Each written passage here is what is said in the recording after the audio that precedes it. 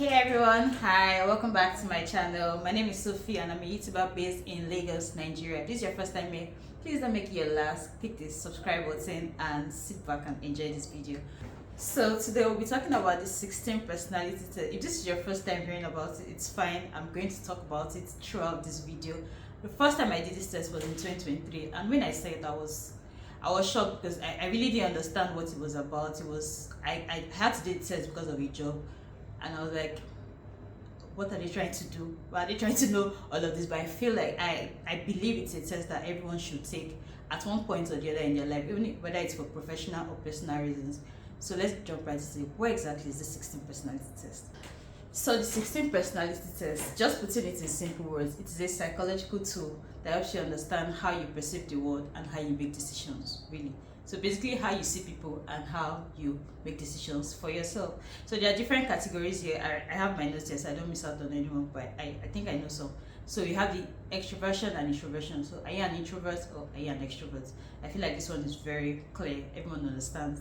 A lot of people can easily tell you, oh, I'm an introvert, oh, I'm an extrovert. So people say they are in between, but yeah, most times they usually tilt more towards the extrovert part. Then are you sensing or you're intuitive? So are you more focused on present facts? Do you like to work with what you can see, or do you like to think about future possibilities, like, oh, why don't we do it this way? Or you're more like, this is what we can see right now, so where do you belong? Are you more sensing or are you more intuitive? Also, are you on the thinking side or on the feeling side? When you make decisions, do you rely more on logic and facts, or you're more of an emotional person?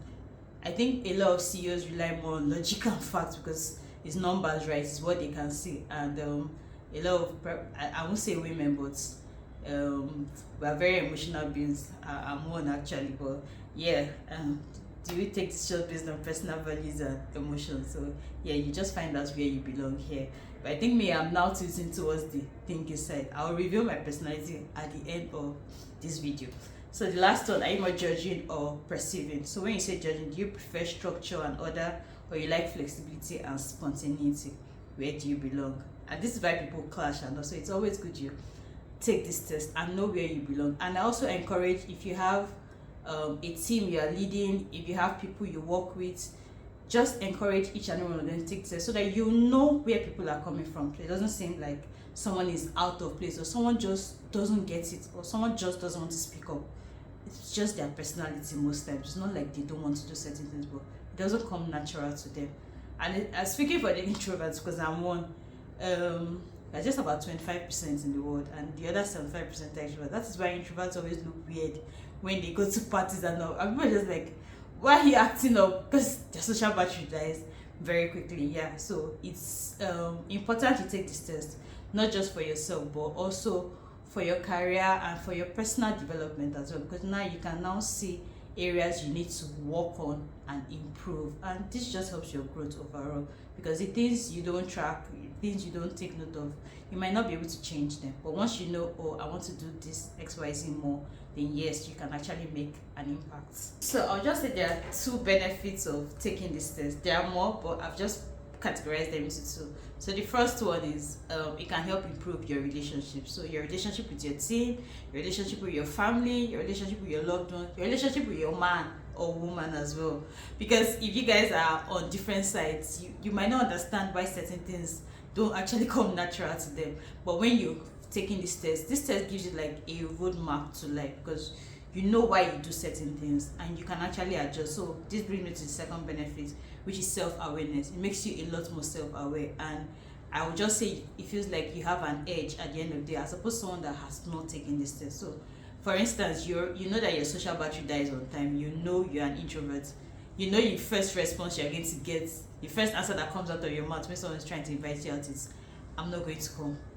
It doesn't come natural to you because it almost feels like it drains you, like your personal space and all. So then it is easier to say, oh, okay, instead of not attending any parties at all, I'm going to attend two. That's you making things better, even if you're not going to be there for the whole time and all. So it just gives you a roadmap to life, and it helps you switch things from time to time. So it is super important. It's good for self-awareness. And if you are the kind of person that you always clash with your friends as well, take this test and let your friends take it too, so you guys don't clash as much. Because what is natural to me is not natural to you, and vice versa. So you can't expect me to act the way you act. We have so many personalities and people are actually different. Also, some common misconceptions about this test is your personality types are fixed. No, it is not fixed, and I think I've talked about this already. Your personality type can change, it can evolve, and it doesn't put you in a box as well. So let me talk about my own personality type. I've taken this test 3 times, and 3 times I've taken them, my results were different. And why? Because I'm constantly changing, I'm constantly evolving. I took the first test in 2023. Yes, I kind of don't trust that first result because I was just like, I was surprised, and I didn't Google the test then. I just answered and let it go. So the first test I took, that was in July 2023. Yes, my result was ISFJ-A. That's introvert, sensing, feeling, judging, and the A is assertive. And the next time I took the test, which was in May 2024, my result was ISTJ-T. So the A and T, A stands for assertive, T stands for turbulent. And when you say something's turbulent, like you're shaking, you're not there yet. Yeah. So my introvert is standard, doesn't change. S sensing, T, what's T again? Then J judging, then hyphen, turbulence. So I became turbulent. So because I was entering into a new personality, I just didn't bounce into it fully because something changed, right? So this makes it clear that yes, what I did not lie on my test was actually true. And my last result now, I'm going to read it, and I'm going to read everything that is in that result. Yeah, this is me I'm just opening up so you guys will know the kind of person I actually am. It was very concise, so please just watch it. So final review, what's my current personality type? I guess. So my current personality type is ISTJ-A. So similar to the last one, but now I'm assertive. I'm no longer turbulent. I'm no longer shaky. So I just read some things about the ISTJ-A personality, just so that you can understand some of the strengths of ISTJ-A. They are reliable and responsible. I like to consider myself a very reliable and responsible friend. My friends can testify. That's if I call you my friend. Yes. Yeah, so they take their commitment seriously and are dependable. If you're my friend, like, you can solely depend on me, really. Like, I'll come through for you. True and true. Emphasis on the word friend. It's not everybody. So they're detail oriented and efficient. They excel at tasks that require attention to detail and prefer systems that are organized and efficient. So we like things that are very organized, like there's a clear path. We don't like things that don't seem like it's not going to work here. We have a strong work ethic, and we're very logical and objective. So some of the challenges of ISTJ-A, we're stubborn or inflexible. I kind of agree with this one. Yeah, because we value tradition and structure, ISTJs can sometimes struggle with change of new ideas that challenge their established ways of thinking. They may resist innovation if it conflicts with the sense of order. So I have a story here. There's a place I used to work here, so they introduced a software then. We had a software we're using, it was perfect, no issues or whatsoever. Then marketers came and sold us something it was brand new anyway, but I didn't like it because I struggled with it. It was obviously a lot harder. Everyone was struggling with it, and it got to a point like I went to meet my boss and I was like, I started crying on top of another man's work. Like, I cried because she just said, you know what, just try, just anything you can do, just do it. Let's not complain, let's work with it so it doesn't seem like we're not embracing change. Few months down the line, everything packed up. They went back to the initial, because I kept saying it then, this thing will not work, this thing will not work, this thing is hard, this thing is, I was just going, but nobody listened now. And I think that's one thing with ISTJs too, like they will actually leave you as well. So sometimes you might resist innovation because it doesn't seem like the natural way to do things, but now the world is very innovative, so I feel like something that we should actually adjust. Then we can be overly critical. This is true. So when you bring an idea to me, I can pieces it. Like I can destroy it and tell you, give you a million and one reasons why it will not work. But I've learned not to do this as much because it sometimes it rubs off wrong. Because it might seem like you're pulling down what someone has done. So not everyone can actually take all of this. So most times when I want to speak, once I say what I have to say in a very courteous manner and you don't agree, I'll just be like, okay, it's fine, let's do your way. Even if I know that your way will crash, but because I just want you to know, like, because, and this is me just, meeting people at the middle. Yeah, because most times I can just, it almost feels like I can see the end and just say, no, this thing is not going to work.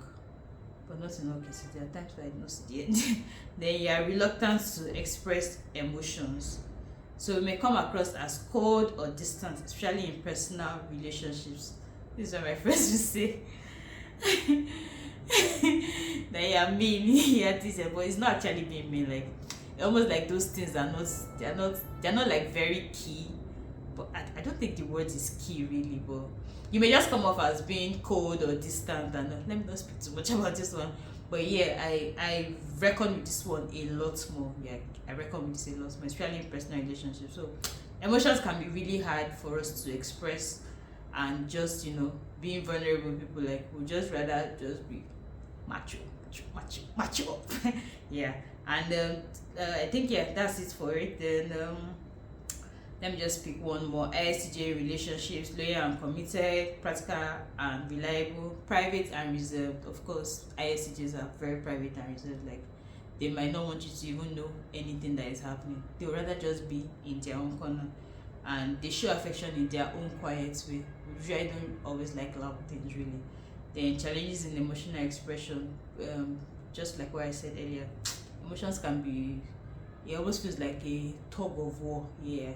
So one time I was even asking my friend that, are you sure I'm alright? Like, yeah, very alright, nothing's wrong with you. Yeah, so these are some of the characteristics of ISTJs. And in conclusion, the ISTJ personality is one of the most reliable and practical types. Yes, that's me.